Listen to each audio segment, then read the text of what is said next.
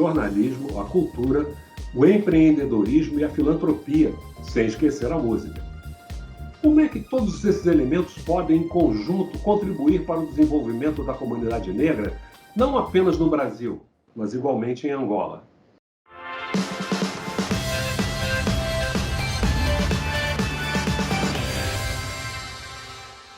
Olá, seja bem-vindo ao Amar Angola, o programa que lhe mostra a vida da comunidade estrangeira que escolheu o nosso país para viver e trabalhar. Convido-lhe a conhecer Raimundo Lima, um brasileiro que decidiu investir em Angola nas áreas da educação, comunicação, agronegócios e empreendimentos. É também o líder da Fundação Que Anda, da responsabilidade socioambiental. Bem, eu sou Raimundo Lima, sou brasileiro, estou há 13 anos em Angola. Portanto, acho muito importante isso, que eu tenho escolhido Angola como minha segunda pátria. E a música Um Sonho, eu achei ela sempre muito linda, porque Gilberto Gil cantando comigo é um sonho. É um sonho, literalmente. Como disse, a letra é um sonho. Agradecido fico eu. Eu tive um sonho que eu estava certo dia num congresso mundial discutindo economia. Argumentava em favor de mais trabalho, mais empenho, mais esforço, mais controle, mais valia. Falei de polos industriais, de energia, demonstrei de mil maneiras como que um país crescia. E me bati pela pujança econômica baseada na tônica. Nosso convidado de hoje é dono de um currículo excepcional.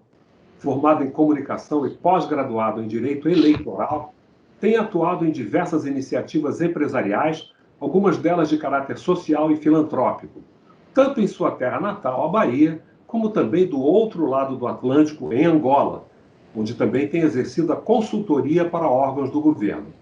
E como se não bastasse, é também cantor e compositor, tendo lançado recentemente um CD com a participação de Altair Veloso e do angolano Filipe Mukenga. Nós vamos conversar com Raimundo Lima. Raimundo, é um grande prazer receber você aqui no nosso programa, Coaching Resenha. Você só começou a sua carreira como jornalista. O que é que levou você por esse caminho?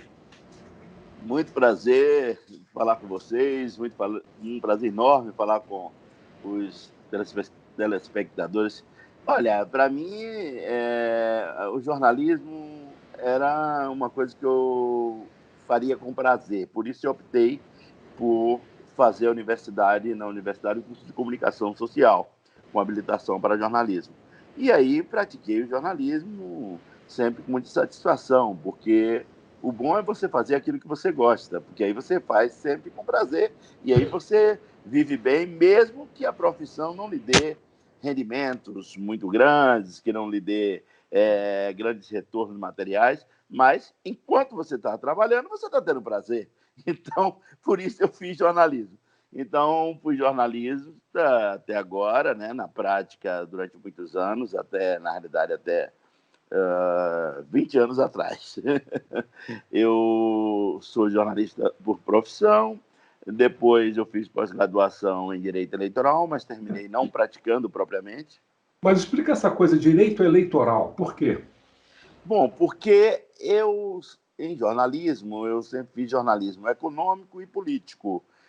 Foram as minhas especializações. E aí, o hoje Procurador-Geral da República, o Aras, coordenou este curso, o primeiro curso do Brasil, o Augusto Aras, era o coordenador do curso e era meu amigo e dizia-se meu admirador enquanto jornalista e me convidou para eu fazer este curso, mesmo não tendo feito direito. Eu fui o único que não fiz direito na graduação, que fiz a pós-graduação em direito eleitoral. E aí me entusiasmei e fiz esse curso com muito prazer, mas não pratiquei a profissão. Continuei no jornalismo entrei também na área educacional, fui professor da universidade e, portanto, fiquei conciliando o jornalismo e o ensino, né? Você trabalhou em uma série de grandes órgãos da imprensa brasileira, Tribuna da Bahia, da qual você foi o sócio-diretor, o Jornal do Brasil, o Globo, o Correio da Bahia e o Jornal de Angola. Nessa área do jornalismo, quais foram os seus melhores momentos? Bom, no jornalismo, como eu disse, sempre eu procurei fazer com prazer.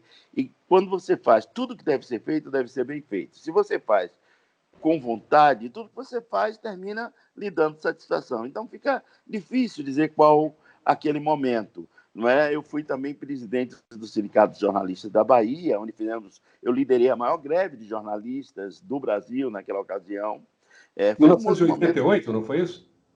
Então foi uma satisfação, você está bem informado, foi uma satisfação para mim também exercer o sindicalismo dentro do jornalismo. Eu fui vice-presidente do Congresso Nacional à Comunicação na Constituinte, o Congresso dos Jornalistas, que preparou a posição dos jornalistas brasileiros para a Constituição. Então, isso foi em 86 para a Constituição de 88, isso foi em Brasília.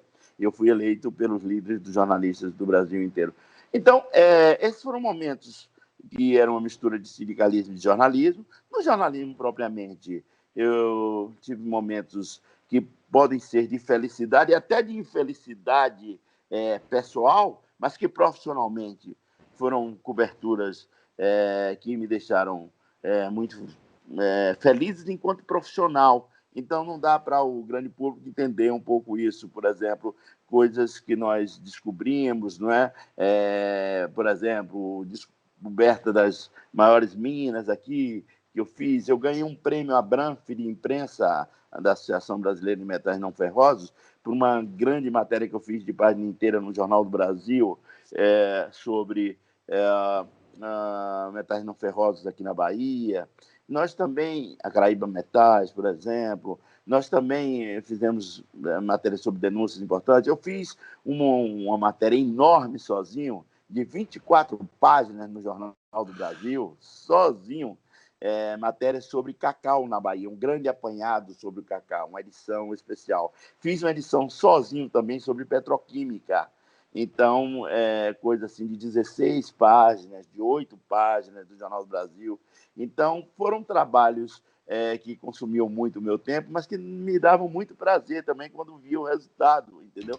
Eu era um pouco especializado em jornalismo econômico aqui na Bahia e cacau, petroquímica eram os principais produtos baianos. Então, eu passei a ter um grande conhecimento da área e tinha uma certa consideração dos próprios colegas jornalistas, dos homens dessas áreas econômicas, não é? Dos dirigentes empresariais, e, portanto, às vezes eu consegui alguns furos muito importantes. Compartilho com você essa formação.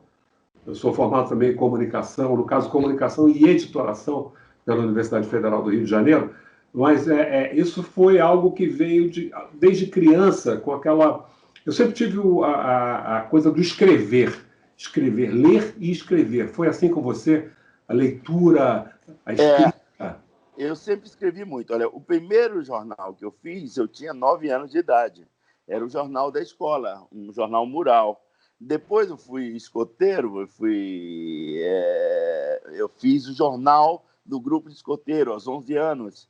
Então, depois, aos 13, 14 anos, eu fiz jornais no colégio. Fiz o primeiro jornal impresso, mesmo em gráfica, do Colégio Municipal, e depois para todos os colégios de Feira de Santana, onde eu nasci, onde eu morei até os 18 anos. Então, esse jornal tem 2.000 exemplares e tal. Isso me cativou muito. Aos 15 anos, eu escrevi num jornal profissional mesmo, jornal Feira Hoje. Aos 15 anos e aos 16, 17, escrevi no Jornal da Bahia, a partir de Feira de Santana. Então, eu fui no crescendo. Terminei fazendo vestibular. Minha vontade principal, primeira, era de fazer direito. Eu gostava muito de ver os advogados, mas um primo meu, que era um advogado famoso, foi assassinado por um outro colega dentro da delegacia. de Feira de Santana. Isso me causou, naturalmente, um desânimo muito grande e eu desisti de fazer direito. Foi aí que tive a minha pendência para o lado do jornalismo. Agora, como foi para você, especialmente lá atrás, você como um negro atuando nessa área, como é que você era recebido? Havia algum tipo de tensão? Havia alguma surpresa quando viam você? Pois é, né, eu não senti tanto isso no primário e no ginásio, nos cursos primários e ginásio, quando eu já fazia esse tipo de jornalismo que eu falei. Mas já quando eu vim fazer o jornalismo profissional, sim, senti. Eu fui o primeiro diretor negro de jornal na Bahia. Então, um colega meu que é negro também costumava dizer: é o preto que subiu na vida, é o negro que subiu na vida. Era assim que ele falava. Olha aí, o negro que subiu. E é meu amigo até hoje, né? Mas tinha essa expressão que ele usava, entendeu? Então, outra vez, quando eu era diretor de redação da Tribuna da Bahia, uma pessoa se referiu a mim através do meu repórter, dizendo que eu era um negro, que estava ali, que era uma pessoa que não conseguia ver alguém crescer, os empresários e tal, porque nós fizemos algumas denúncias. E aí eu liguei para ele e digo: venha falar isso aqui na minha cara, venha falar aqui, ou senão eu vou falar aí. Desde que você não fuja, venha, que eu vou lhe botar na cadeia. E aí por aí vai, né? Porque nós fazíamos um jornalismo, infelizmente, muito sério. Eu trabalhei sempre com a minha independência. Eu lembro que Antônio Carlos Magalhães, que era um todo-poderoso na Bahia, Antônio Carlos, nós tivemos grandes discussões, assim, mas ele tinha o maior respeito, a maior consideração por mim. Chegou a me propor que eu criasse o meu jornal, porque ele conseguia financiamento e tal, e isso eu não quis, porque eu fiz a liderança de um processo que o jornal que ia acabar, a Tribuna da Bahia, que era um jornal contra ele, era um jornal independente, eu diria, não contra ele necessariamente, esse jornal ia acabar e o Jorge Góes, que era o diretor, decidiu acabar o jornal, anunciou para nós, eu era diretor de redação na época, e eu disse que não, que nós íamos lutar de outra forma. E fizemos uma espécie de cooperativa e mantivemos o jornal. Isso foi motivo de páginas da revista Imprensa, na época, era uma atitude pioneira, os jornalistas assumiram o jornal. Eu liderei esse movimento. E também, então, quando isso foi adiante, uma vez eu fui falar para o Antônio Carlos Magalhães que aquela perseguição que eles estavam fazendo ao nosso jornal não tinha cabimento, porque nós já trabalhávamos com independência, e aí ele me propôs isso, de eu montar o meu próprio jornal, que ele conseguiria financiamento, inclusive do BNDES, que não iria interferir em nada no meu jornal, e eu disse a ele que não, que eu estava ali com outro objetivo, naquela conversa com ele e tal. Mas, assim, o jornalismo tem dessas coisas, né? Tem várias histórias desse tipo, muito interessantes, não dá tempo para contar elas aqui. Não, porque muita gente imagina, né, que esse tipo de coisa não aconteça na Bahia. E eu, que tenho uma experiência pessoal, né, Salvador, eu sou conselheiro do Olodum, eu tenho aí uma grande amizade, uma grande frequência a Salvador, e eu sei que ao mesmo tempo é um negócio complicado, é uma cidade com maioria de negros, mas onde você encontra muita discriminação racial também. É verdade, isso é verdade, não é? Nós, na prática, encontramos isso. Mesmo nós, não é, que temos eventualmente um destaque na sociedade, que somos reconhecidos e tal, mas enfrentamos problemas diversos desse tipo. Mas estamos lutando todos sempre por isso. E o exemplo que nós damos é a melhor forma de fazer com que o combate se amplie através da adesão de todos aqueles negros e brancos que querem uma igualdade racial, que lutam pela igualdade racial. E você sabe que você é aquilo que, em inglês, eles chamam do role model, do modelo que os jovens negros estão olhando para você. Se ele pode, eu também posso. Você tem esse papel. Exatamente. Eu vivo a minha vida buscando consciência, lutando por democracia, por melhores condições de vida, por justiça social, por liberdades democráticas, sem querer trabalhar para ser o exemplo, mas sendo uma pessoa que busca trabalhar com consciência isto por si só, para mim, é suficiente. Se isso vai servir de exemplo, melhor ainda. Você tem todo um trabalho na área empresarial, importante tanto aqui no Brasil quanto do outro lado do Atlântico. Mas nós vamos deixar isso para o próximo bloco.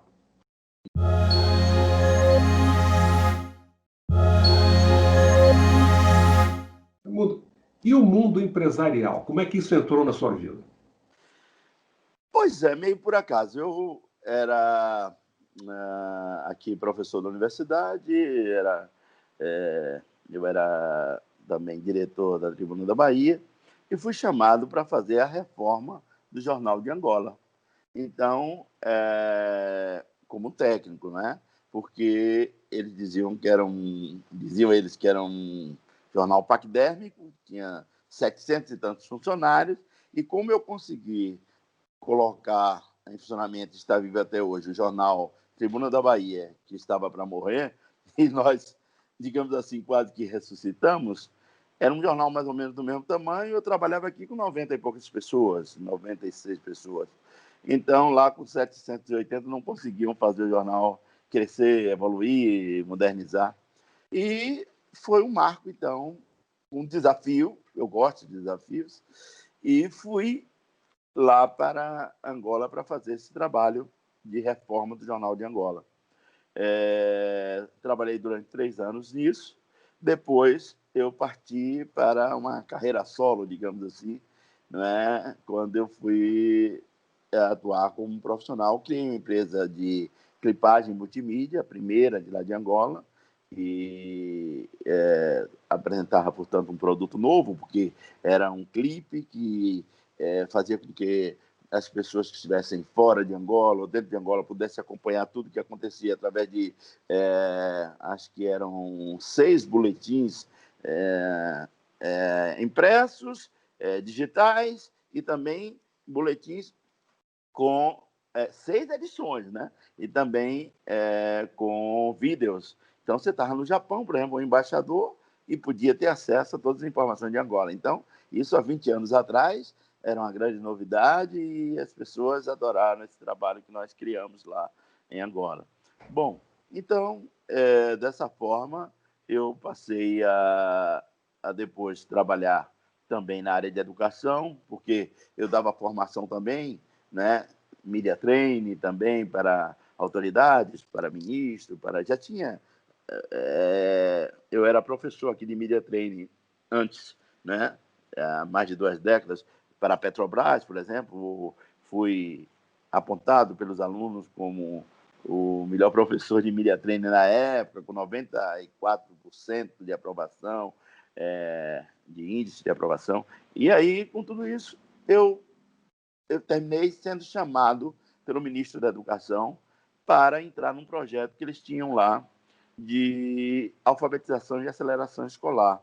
Se eu não queria empresariar isso, ele ficou muito impressionado com a minha capacidade empresarial. Então, e aí nós criamos um projeto de alfabetização e aceleração escolar. Eu fiz uma música até para eles, sem nenhum custo.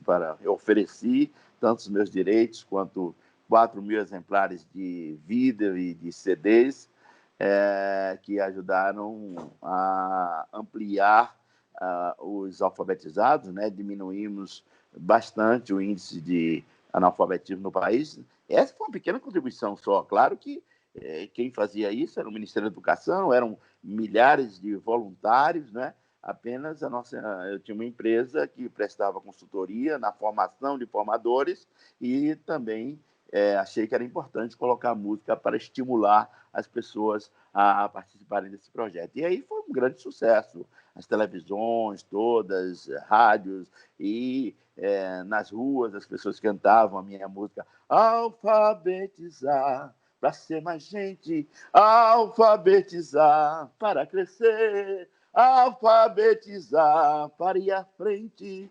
alfabetizar para vencer. Quem não sabe ler, mal fala, mal ouve, mal vê. Se não sabe escrever, um outro age por você. Quem não sabe ler, mal fala, mal ouve, mal vê. Se não sabe escrever, um outro age por você. E por aí vai. Foi uma música gravada por 10 artistas angolanos, no ritmo de kizomba, que é um ritmo, né, bem africano, e as pessoas cantavam e dançavam. E até hoje, 20 anos depois, praticamente, né, não são 13 anos depois, nós temos os eventos de alfabetização e tal, eles tocam essa música no início, no encerramento. É muito interessante isso. Você trabalhou também, além do seu lado empresarial, você tem trabalhado como consultor de órgãos do governo, diversos órgãos do governo. Como é que tem sido isso?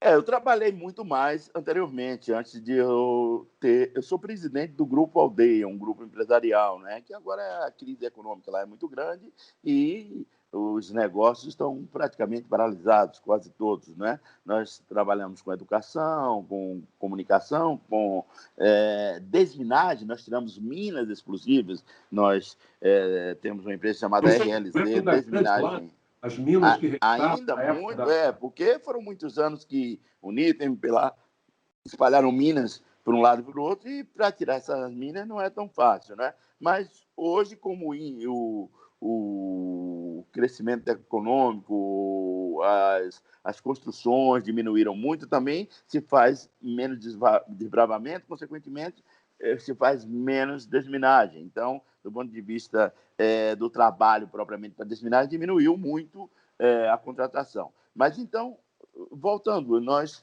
tivemos trabalho de consultoria. Antes de eu ser empresário, eu fui consultor para o Ministério das Finanças, né? Fui consultor do ministro Júlio Bessa, que hoje é governador de uma província, uma pessoa que eu admiro muito. Fui consultor da empresa, de várias empresas de telefonia, de órgãos do governo na área, o próprio ministro da Educação, que eu acabei de me referir, não é? E por aí vai, de algumas empresas públicas e privadas, e órgãos do governo também. Trabalhei como consultor em comunicação, implantamos vários projetos de modernização, demos cursos e por aí vai. Lá em Angola, você se sentiu acolhido? Você se sentiu em casa? Muito. Eles chegaram a dizer que eu sou o mais mangolê dos brazucas. Mangolê é o angolano autêntico. Brazuca é o brasileiro. Então, eles diziam, você é o mais mangolê dos brazucas. Até hoje dizem. E muitos diziam, embaixadores, inclusive, até o embaixador atual chegou a dizer uma vez também, mas os outros diziam mais, porque tinham mais convivência comigo, que eu era um embaixador informal do Brasil em Angola, porque nós nos relacionávamos muito bem. Não sei se vocês sabem, mas nós chegamos a fazer pesquisas que indicavam que o Brasil nós que eu digo era o Jornal de Angola, chegou a fazer com um institucional. O Brasil era o segundo país mais querido dos angolanos. Depois de Angola era o Brasil, ou seja, dos outros países o Brasil era o mais querido. Então, já era mais fácil para mim ser bem querido, bem quisto. Depois disso, fiz um trabalho no Jornal de Angola que, modéstia à parte, me honra muito, me dá muito prazer, e até hoje, 20 anos depois, encontro pessoas que me fazem ter uma grande emoção. Eles me chamam até hoje de meu nobre, de nobreza. É assim que eu sou chamado, desculpa a emoção, é assim que eu sou chamado por todos no Jornal de Angola, pelo trabalho que nós fizemos durante 2 anos e meio, mais ou menos, lá. Sou chamado de nobre, de nobreza, porque fiz um trabalho revolucionário dentro do jornal, onde envolvi muito eles na formação. Eu dizia para eles que não adiantava eu fazer nada se eles não tivessem envolvido e não ganhassem corpo, ou seja, não só passassem a ter conhecimento e passassem a fazer por consciência própria, mas também que eles se empoderassem dentro do jornal. Porque, para você ter noção, a secretária do diretor, que era minha amiga e meu amigo diretor, ela tinha um carro, mas nenhuma pessoa mais, nenhum diretor de jornalismo, nenhum jornalista tinha carro no jornal naquela época. Quer dizer, porque o jornal terminou dando... era um jornal do Estado, é um pouco diferente daquele do Brasil. Terminou dando carro para os diretores, para os editores, e depois fizemos um programa, o diretor coordenando, o diretor Luiz Fernando, um grande amigo meu, ele coordenando isso tudo, com minha assessoria apenas.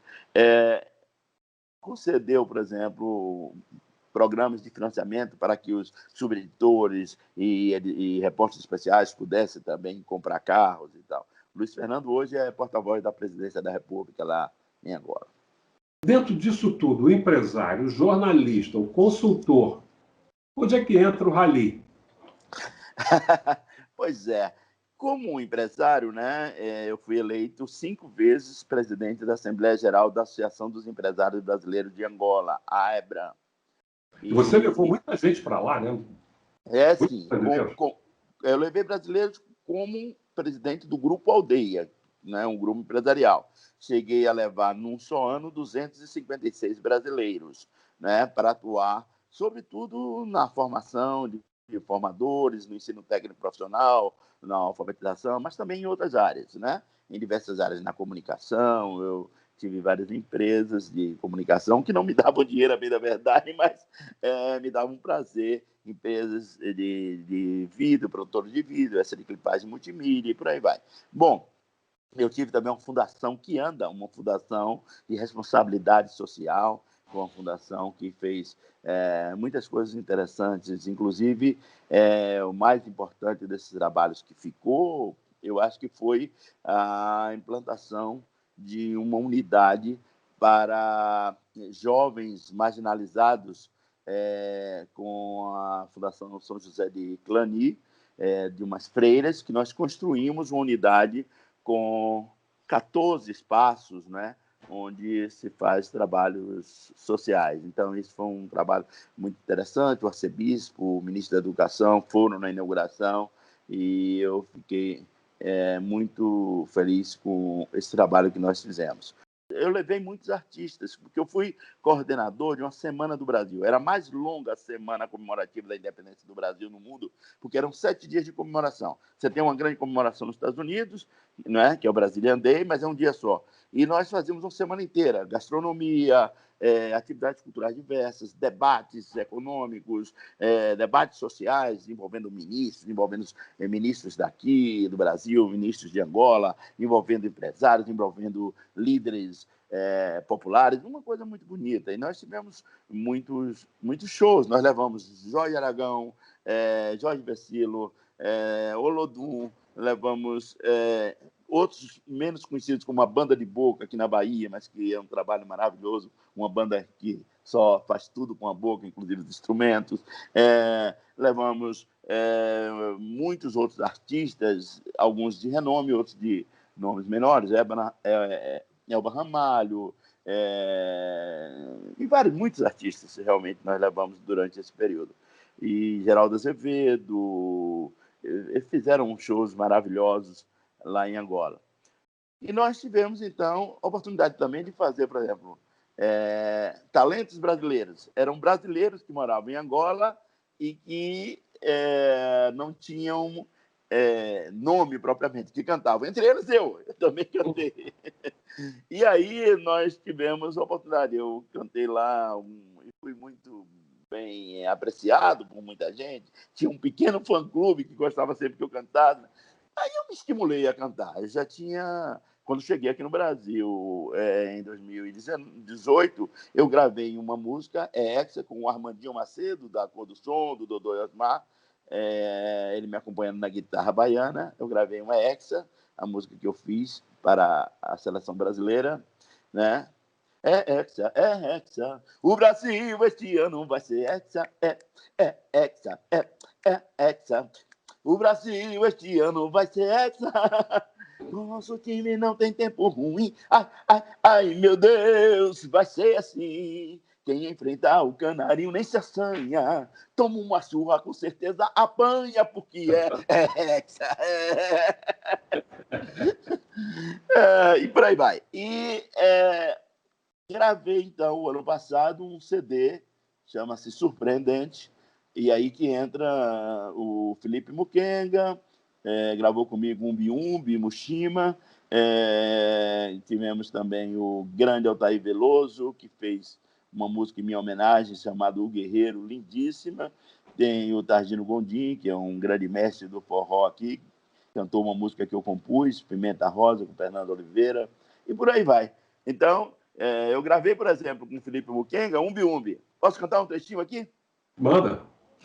Umbi Umbi Anguiele La Tuende, que aquele catimbamba o sala por si. Umbi Umbi Anguiele La Tuende, que aquele catimbamba o sala por si. Welela tuende, que aquele catimbamba o sala por si. Umbiana, ele matende, que aquele catimbamba o sala por si. E depois disso gravei Um Sonho com Gilberto Gil, que me deu essa grande honra, uma parceria maravilhosa, e estou gravando novos discos com músicas minhas, de Capinã, de outros artistas. Espero que possa dar sequência a essa carreira com o mesmo prazer que eu fiz as outras coisas na minha vida. Raimundo, foi muito bom conversar com você, uma riqueza de temas, essas músicas, tudo isso que nos toca, e o sucesso que você obteve na sua carreira, tudo isso para nós é bastante estimulante, mostra como é que os nossos podem chegar a uma série de lugares se tiverem o talento e se tiverem a persistência. Muito obrigado pela sua participação. Muito obrigado, digo eu. Um forte abraço a você, Medeiros, ao Filó. Um beijo em cada um de vocês, nos vossos corações. Estou certo de que, se cada um fizer a sua parte, nós faremos esse país melhor, não é? Cada um que, com sua consciência, faça o que melhor puder fazer, que isso será, pelo exemplo, um grande estímulo para que os outros nossos possam seguir com seus próprios passos. Um forte abraço a vocês.